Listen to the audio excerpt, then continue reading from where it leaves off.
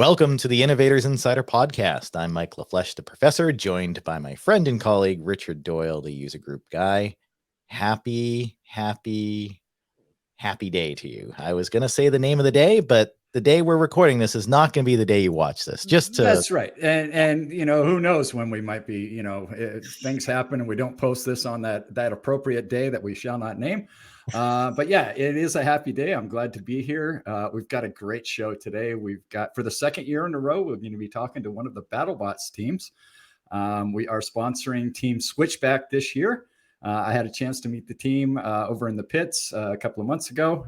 The shows are going on right now on the Discovery Channel. You can catch BattleBots every Thursday night at 8 p.m. or, as they say, check your local listings.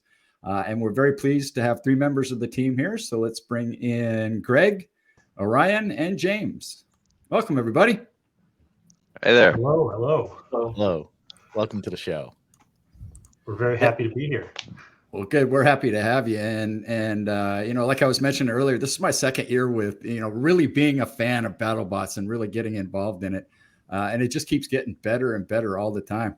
And now we're getting to talk to a second team. So why don't we start things off by you guys telling us a little bit about yourselves? Greg, why don't you kick it off for us? So I'm a mechanical engineer. I went to RIT. I've been a long-time CAD user. I've pretty much used every CAD software under the planet. And I've been doing combat robotics for a good number of years, but my main, I'm really deeply involved with First Robotics and that organization. And so currently I'm the CEO of REV Robotics. And so I play robot BattleBots captain on TV, but I do robots every day. And what does REV Robotics do exactly? So REV Robotics is an educational robotics company, and we produce products that get used by schools all over the world to teach kids STEM. So a lot of students all over the place get their first opportunity to get engaged with motors and motor controllers and programming by using our products, both in the classroom and through competitions like First. Wow. So what led you into the world of robotics, Greg? I mean, I usually ask the origin story of people we have on the show, and I would love to hear that before we get into the rest of the team and in Switchback itself. So I'm one of the traditional engineering types. Had taking stuff apart when I was little, building stuff, playing with Legos. My dad used to have an air conditioning and heating company, so he used to bring stuff home. I used to be on the job site. So like that natural inclination from an engineering perspective has been around for a long time. Actually, I got my start because I saw BattleBots on TV back during the Comedy Central runs, and knew that I wanted to do that. And because I wanted to do that, or I wanted to do Junkyard Wars, I went and kind of pressed myself to learn how to weld, learn how to CAD. And then when I was in high school, I started my first robotics team at my high school. And so I stayed involved with First, but technically the thing that got me really interested in robotics from the start was actually seeing BattleBots on Comedy Central. So, nice. So it's kind of like a full circle type of thing, being on a team now. Yeah. It seems like you've created your perfect environment to succeed in the thing you love to do. I mean, you have this company, you have these parts, you're helping other teams. It's a really inspirational story, I think, personally, to see you here and talking to us right now with all that background. Yeah, and it feels great doing what we're doing. I mean, there's a lot of really amazing stories, but like talking to some of the kids, especially at some of the events that we are a part of, like First Global, we've got kids using REV products in 180 countries around the world. And so we've met with students who their first opportunity to build something is using REV parts. And these kids are like the favorite ones that I love to talk about this team, but it's a team called Team Hope, and they're actually a group of refugees who are participating on a robotics team representing refugees around to basically, and they've got a whole program to basically kind of change the perspective of what refugees are and who those people are, and they're doing it through robotics. And so, hearing about their experiences being refugees living in another country in these refugee, facilities, but they're having a great time competing on the world stage using robotics, understanding and learning code. It's pretty amazing, and puts a lot of this in perspective about the impact of the work that we do every day. Because sometimes we just get lost in the let's build a wheel with slightly higher coefficient of friction because this team wants to do that. But the impact that we get to do every single day through our partnerships with FIRST and global programs really makes getting up every day pretty easy. Yeah, absolutely. Just to be able to help a little bit, people's situations, are tough in that space. So being able to give a little glimmer of hope, something else to think about, something else to do, that sounds incredible. Thank you for doing that. That's great. Maybe we should introduce the rest of the team Switchback, and then we should get into the rest of the show. So how about you, Orion? Maybe we can start with you. Yeah. So my name is Orion Dio. I work at REV Robotics. Greg's my boss. I'm a senior ME. I'm pretty self-taught, so I didn't actually go to university. I kind of learned on the job and made my way through a variety of different industries and ended up here at REV. I started everything with an internship right out of high school, and I got interested in engineering through the FIRST Robotics family programs. Got the internship through the FIRST Robotics family programs that REV serves, and got a lot of experience and grew through a variety of different jobs and ended up at REV Robotics. I've been interested in BattleBots for a long time, and when Greg brought up the idea of doing a BattleBots robot and kind of reviving his old team and getting on the show again, I was on board from day one. That sounded like a great thing, and I was pumped to do it. And I growing up, I watched the show and learning CAD and everything through high school, and afterwards I filled up folders on my hard drive full of conceptual designs for BattleBots over the years. So it was a good fit for sure. That's awesome. And how about you, James? Hi, everyone. I am James. I'm currently a junior at Worcester Polytechnic Institute. I've been involved in the competition robotics scene for probably the past 10 years, starting out with the FIRST family, moving up all the way to the FIRST robotics competition. I know Greg and Orion through my internship at REV Robotics, actually. And so I interned there this past summer, and I was lucky enough to join the Switchback crew for this season.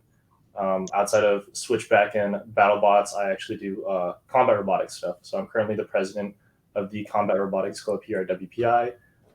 Compete in 1 pound, 3 pound, 12 pound, now all the way up to 250 pound. Oh. Yeah, I love WPI. I've been there a lot. I'm a Worcester kind of person, so go engineers. But now it's made me curious why your clock says 10:20. Decorative clock. Well, it sounds like you guys have a great team. I mean, a lot of experience, a lot of excitement. So let's go ahead and talk a little bit about the season. And for our listeners right now, we can't give away too much because the season is still being aired. But you did have one fight that's already been aired. Why don't you talk about that battle a little bit? Sure. So so I guess stepping back for 1 second, Switchback is totally new this season, right? So if you saw Switchback a year ago on Discovery Channel and you were like, what is that weird orange robot doing, and why did it just get its butt kicked by Blacksmith? Check out the new robot design, because it's totally different and way better in 96% of ways. So we had our first fight of the season up against Banshee, and Banshee is a brand new pneumatic flipper, and that fight went really well for us.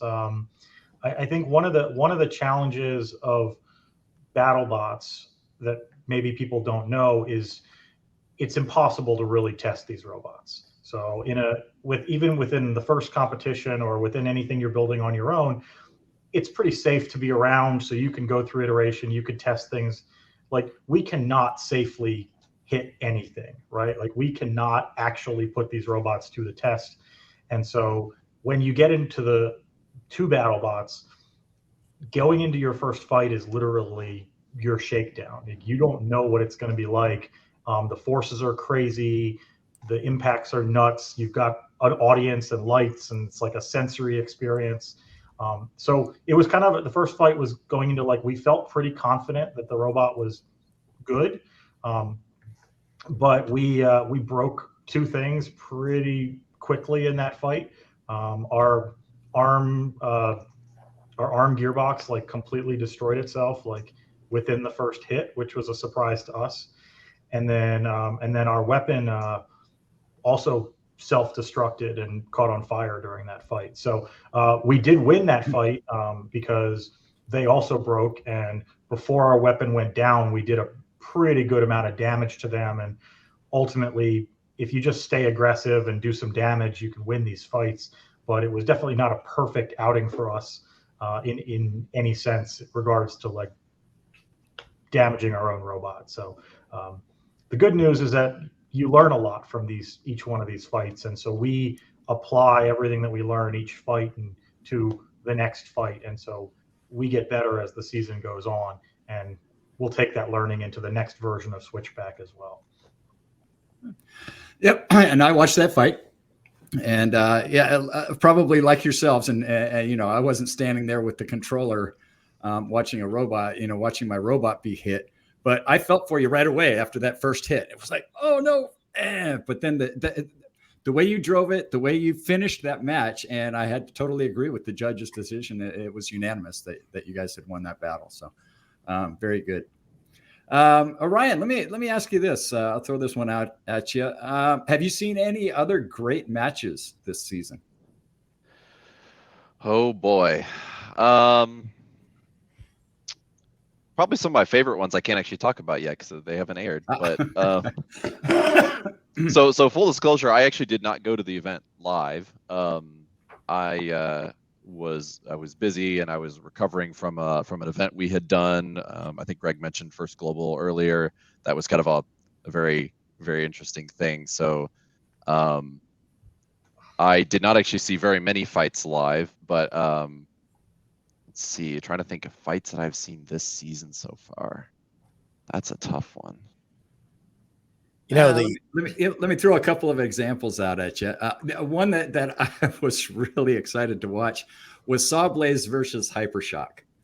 And when Sawblaze's weapon just literally stuck into Hypershock's underside. And I remember they had to stop that match, and they couldn't pull them apart right there in the arena. They actually had to take them back to the pits.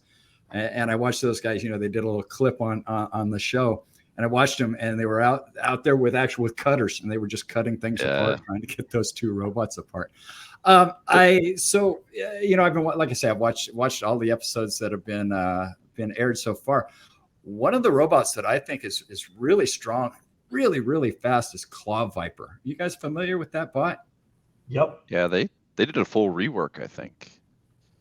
Yeah, that robot kind of defies physics. They've got a crazy amount of downforce magnets where they suck to the floor, and they're using 4 motors for their drivetrain that are the equivalent motors to what a lot of teams use for their weapons. So they have a stupid amount of energy in their drivetrain, and because of their downforce with the magnets, they can deliver that to the ground.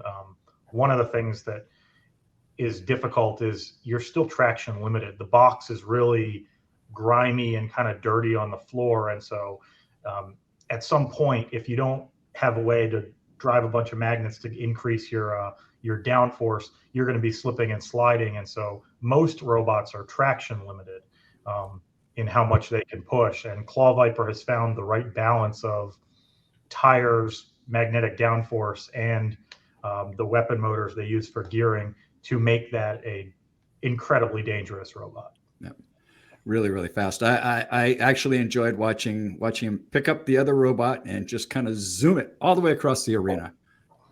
So yeah, fighting people don't realize this, I think, too, but like a lot of the weapons in combat is all about trying to like use general world physics against the other team, right? It doesn't matter whether you get hit by a giant blade, which is carrying a ton of kinetic energy, or you get slammed into the wall at 25 miles an hour. Like, you're still delivering that energy, and you're just trying to hope for a wire to come undone or physically break something on the inside of it.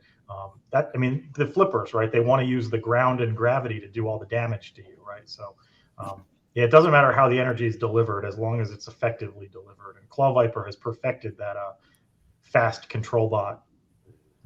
That brings up another question that I had. So I watched a couple of battles with some very, very big weapons, and at times they almost seem to work against themselves.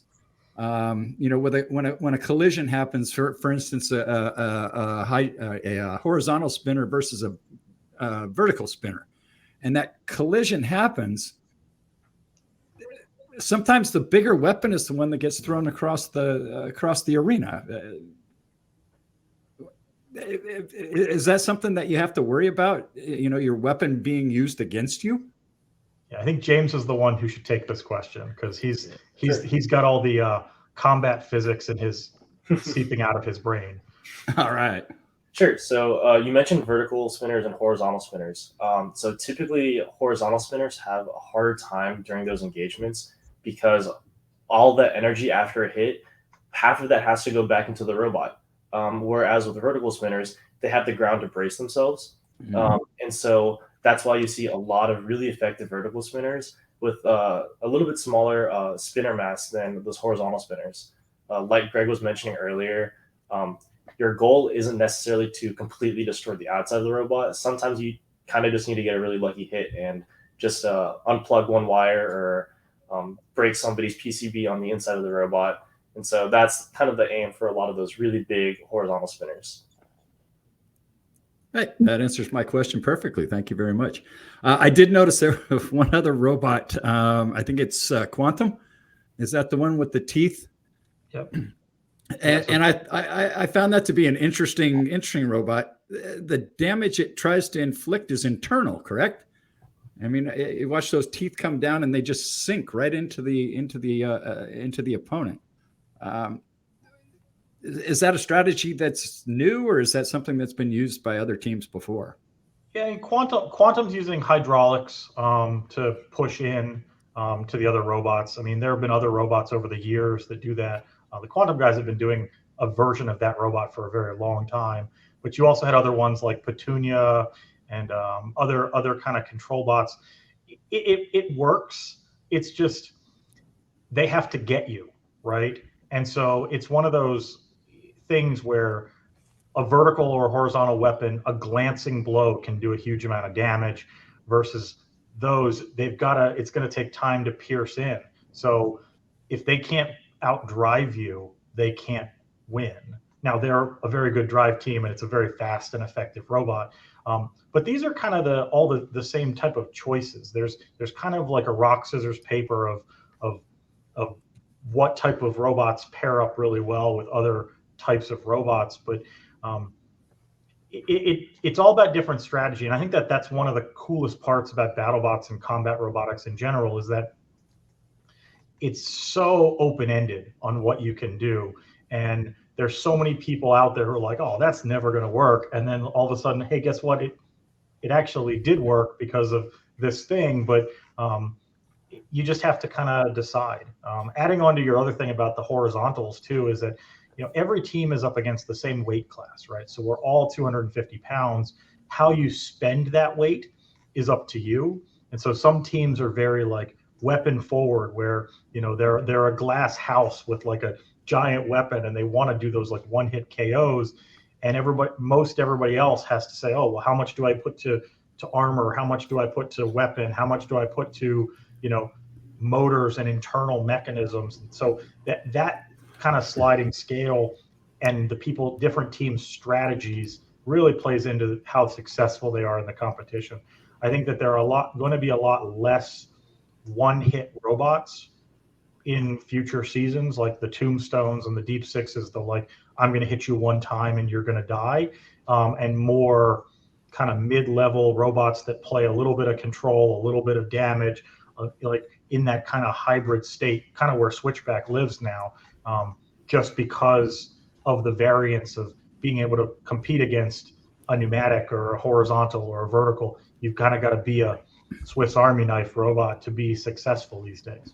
So how do you deal with that aspect of things? I'm a complete newbie with BattleBots, and I am completely unfamiliar with the rules. Like, are you able to adapt throughout the competition and change out different weapons and try to get on a better playing field with your opponent? Yeah, absolutely. So most robots have multiple configurations. So in Switchback, it's easy to kind of talk about ours. So we've got different front end armor. So we've got, like, we call them ray guns, but like we have individual wedges. We've got a full front wedge. We've got a thing called a beak, which is attached to, that's what we used in our first fight. It's attached to the arm. We have these tusks that come down attached to, so we have all these different configurations, and we used James Mastermind up there to figure out which configurations for which type of robots, because like if we're going up against a horizontal, we need to absorb that first hit and deflect it. So a big front plow makes sense for that. If we're trying to win the ground game, putting something on our arm so that we can scrape, active down and win that ground game, that's why we'll use like the beak. And so we have all those different configurations, and we can change it for every single match. The only thing we're constrained to is the 250 pounds. So we have different weapons. So we have 3 different types of weapons that we put on. We have different panels. So we have some panels. I think I talked about this publicly enough that I could share it here. But if you look at a picture of our robot in any fight, it always kind of looks the same. But we do these like kind of stealthy games where we have all this carbon fiber on our robot, and some of those pieces of the robot are actual carbon fiber, and some of those are steel panels that are covered with carbon fiber, like plastic, faux carbon fiber. So a team doesn't know, like, oh, that panel's really thick or that panel's really thin, because we're a little stealthy on it. So yeah, every robot that we fight has a different configuration of Switchback. Interesting. A lot of thought goes into this. Yeah, and people like come up with stuff on the fly too. Like when we get who we're fighting, we might say like, oh, we're really strong against another vert or another drum, but then you get paired up against a horizontal and you're like, I got nothing for them. But you learn about that fight, I don't know, a few days or a week ahead of time, and we might be designing something new and fabricating it in the pit. I think the most famous variant of that is probably like Hydra's bike rack up against Huge, where they literally like learned they were fighting Huge like the day before, came up with this strategy, went and stealthily took measurements of Huge in the pit while they weren't there, and then just started welding and fabricating this thing that they just bolted on their robot, and then created this giant controversy. So I think the best teams are the ones who are able to adapt to different situations. Makes sense. You mentioned Huge. That's an interesting robot for sure.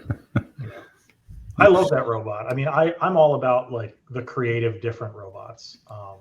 And I think that, there are the Metabots, right? The ultimate, like, I'm just a really optimized vert.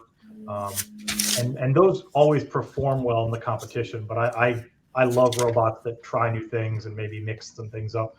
And that's, Huge is definitely one of those out there designs that everybody doubted when it first debuted, and then they just started wrecking people. So.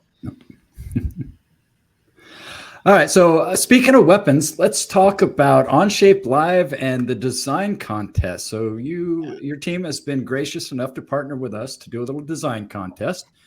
And the basic rules of the contest are to design a weapon system, new weapon system for Switchback, correct? That's right. And we're going to go ahead. I've got some, just a couple of bits of information on that. You do need to be registered for Onshape Live to participate. And you can go to onshapelive.com and you'll find the rules for the design contest along with some other documentation on that. So as an employee, I'm not eligible, but I've come up with my own little design and I wanted to run it by you guys here. All right, look at that. Okay, so this is still in the design stage, everybody. So you know we'll get there, and I'm really only working so far on the weapon itself. But you can see, I think it kicks butt. I dig it. I dig it so much. That's amazing. Here we go. I'm not sure it's a balanced weapon, so it might not do well around 10,000 Yeah. RPM. Well, I think you need to add another set on the other side. That's You what, need- that's you what I need think at you need least- to do. And you have 3 shoes on that, right? So you at least need to go full 3 pairs, right? Like, Okay. Yeah, it's got to be an even number total, right? I will That- also say that if we ever built that weapon, there is absolutely 100% we have to get shoes that fit it, right? like that's how we have to, like, yeah, it's one thing to like cut them out of aluminum or steel, but we actually have to find like kids' shoes that fit on those perfectly, and then like before the match we can like lace up the little Nikes or whatever. So Great. Hey, I appreciate the feedback on the design, guys, and I will get busy on finding those shoes. yeah, no, but the design contest is pretty cool, and actually it's a one of the great things about Onshape, and one of the reasons that we really wanted to design with Onshape this year is the ability to share and work both remotely and together, all online. It really solved a lot of our PLM issues that we had in previous years about just managing who's working on what. But we knew from the very start with doing Onshape, you know, REV and kind of our whole mindset is about sharing and getting people interested and trying to learn how to design. I think that there's this like, oh, this is really hard, I don't know where to start, that maybe the general public has. And it's true in most CAD systems where you have to install it on your computer, it's really expensive, you need a really high grade computer to run it and all this other stuff. That's a challenge. So with Onshape, because it's all web based, we totally could we could share our files. And I cannot actually know, I do not know of another BattleBot ever during the season, like during the active season, who's ever just like put their CAD files out there and let everybody criticize, backseat quarterback our design decisions. And we think that this is a great way for people to learn. And so when we were talking about ways to collaborate with Onshape, doing this design competition, a person does not need to design the whole robot. They just need to design a spinning mass and can kind of learn a little bit about how all that works, in the hopes that maybe we get some cool open source engineering for next year's robot, but also giving people the built up confidence of how to design, what this process looks like, so that they can then go design their own robot or their own whatever they want to design in professional tools. Yep. And there are some prizes for this contest. And first prize, I believe you guys are actually going to prototype the winning design and at least do some pictures or some videos around that. It may or may not be a weapon that's eligible for, to continue with battle, but you never know, right? Hopefully you do find something like that. My hope is that, like, I know that we've got some of the builders from other teams playing around in this competition too, and so for all we know, like, I would love, in a perfect like dream world, I would love for the winning design to be made by maybe one of the other builders on another team. We take it to BattleBots and then end up fighting that team against them with the weapon that they designed, and then beat them with their own weapon. I like that story arc, like, plays real strong with me. I know it's like a long stretch the whole way, but I think there's no reason that a weapon that is designed by somebody from the Onshape community could not make the robot next year. I mean, we tried to put all the information out there about how they're designed and interfaced and things like that. And yeah, but we are happy. We're gonna pick the big one, the first one that wins. We're gonna prototype it. Hopefully, we're gonna hit some stuff with it safely, and at least try it and see what happens. So that'll be fun. Excellent. That sounds like a lot of fun. I wish I was eligible, but I'll keep working on the boots. I mean, it's a great way. Yeah, I mean, and you don't want metal boots. You want real sneakers. They're going to weigh less. It's going to be better traction, perhaps. It'll be great.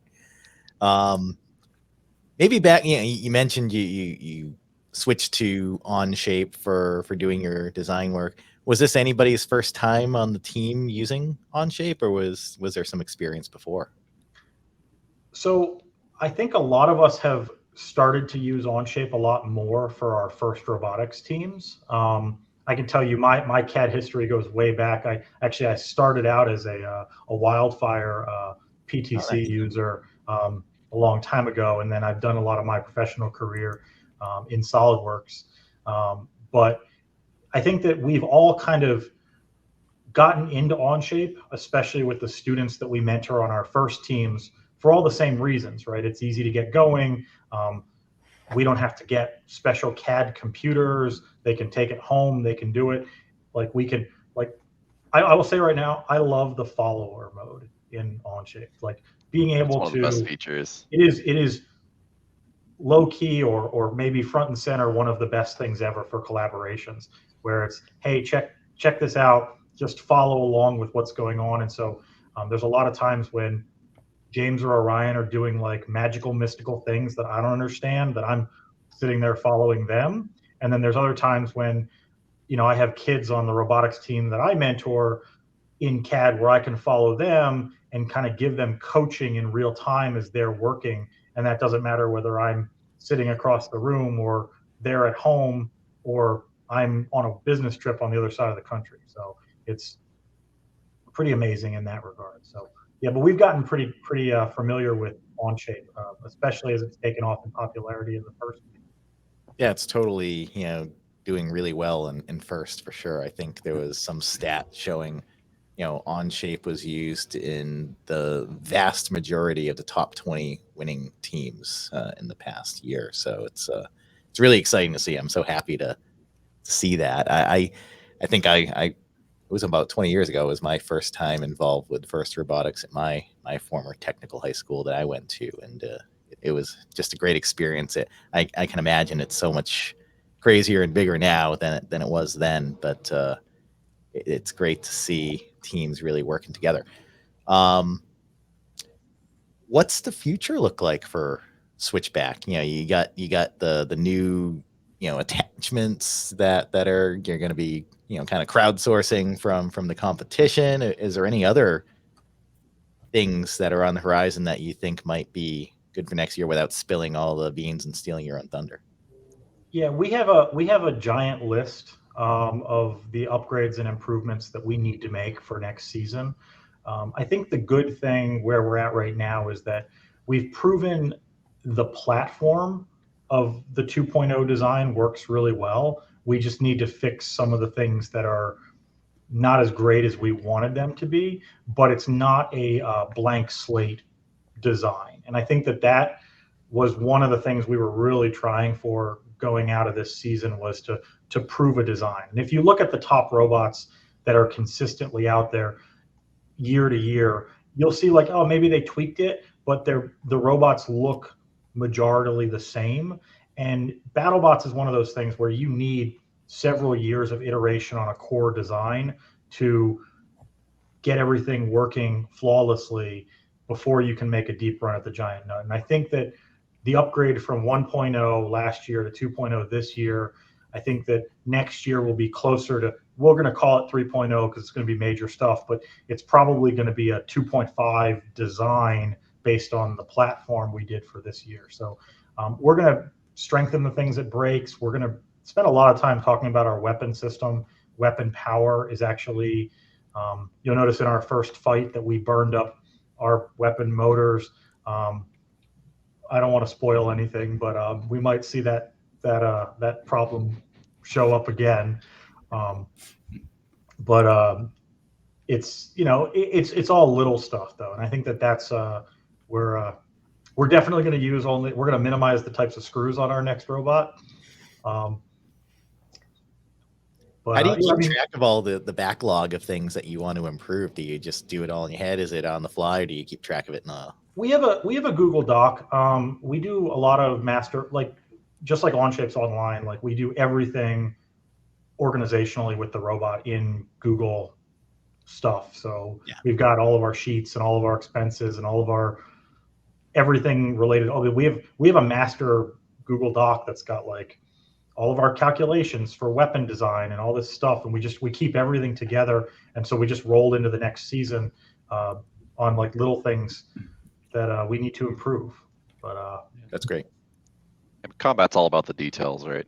It's easy enough to put a giant block of steel or aluminum at the front of your robot, but it's ironing out all the little things, the electrical and all the little power handoffs between mechanisms and stuff that we got to nail down. That's right. Excellent. Wow. Well, I definitely need to get some episodes under my belt to I want to see you guys fight some more. I got to find a way of getting on to Discovery and watching it, because it's Richard keeps sharing how awesome it is. So come back out here to Vegas. Yeah. I've got all the episodes still on the DVR. That's the way I like to watch them, and that way I can go back and I can watch some more. And if there's a great fight, I can watch it twice. So yeah, I've got all the episodes, and they're continuously DVR'd every week. Something else that's new this year, the Destructathon. mm-hmm. So here in Las Vegas, they're doing BattleBots Destructathon fights every night of the week. And I was looking at some tickets today. I think I'm going to head out this weekend and see one of the tapings this weekend. I'm going to buy myself some VIP tickets so I can sit up in that little box up there and high five all the teams as they come out to shoot there. So looking forward to that this weekend. Yeah, we're talking about, some of us are talking about heading out to Vegas to go see one of those shows also. But yeah, it's just like Cirque du Soleil or any Vegas show. You can fly into Vegas for the weekend and go see BattleBots live. One of the things that we're excited about that, and BattleBots has made this pretty public, is the ability where they might be opening it up to teams to bring stuff to test. So on a random Destructathon weekend, you might see actually real robots fighting. So that there's like the house bots or versions of the ones that were on TV designed for the show. So you'll see those all the time. What you might see, like Switchback 2.5 might show up on a random weekend for us to get testing in and to do stuff, and we'll do that as part of one of those Destructathons. So it's a very cool thing, especially with the challenges of testing these robots safely, to have a permanent installation arena that we can go hit stuff with and not worry about our safety. And not to mention the fact that now I can go watch BattleBots anytime I want. I don't have to wait a year in between seasons. So that works out real nice. Yeah. They just need to get betting going on that, right? So you can bet. Vegas, right? I'm sure you can bet on it somewhere, somehow in this town. So hey, if you guys decide to come out and take part in the Destructathon, give me a heads up. And after the battles, we'll head over to my favorite restaurant right across the street from the arena there. Yeah, that sounds great, and it definitely we'll do that. Excellent. Well, guys, it has been great having you here. We really appreciate it. We're looking forward to watching the rest of the season and seeing how it turns out for you. And of course, the design contest. I can't wait to see some of the entries. You're not going to see mine as an official entry, but I'm sure there are going to be some really good ones. So looking forward to seeing that. Yeah, it's very nice to meet you all. I wish you the best of luck with the competition. It's going to be great. And maybe I'll come out again as well, Richard. Have to. All right, sounds good as well. So and the team is planning on we're gonna try to compete next season too. So hopefully our we can continue to do cool stuff like this contest. Stay around with Onshape and as a key sponsor for us, and then you'll be able to come out and see us film it live, Mike. Yep, that'd be sure. We're fully behind you guys. Well, once again, thanks again for joining us. Please like and subscribe so you get all the notifications and notifications of live streams and things like that. Onshape Live, make sure to sign up now for that if you haven't. March 1st and 2nd, as well as LiveWorks, our live in-person event happening in May in Boston. Beautiful time of year to come to Boston. So all sorts of great training and things that PTC does, lots of different things, IoT, VR, things like that they're into as well. So it's really but there's also handshakes and backslapping and having a beer with your friend and sitting down with a burger. It's time for us to get back together and have some fun. Absolutely. So once again, thank you, and have an excellent time.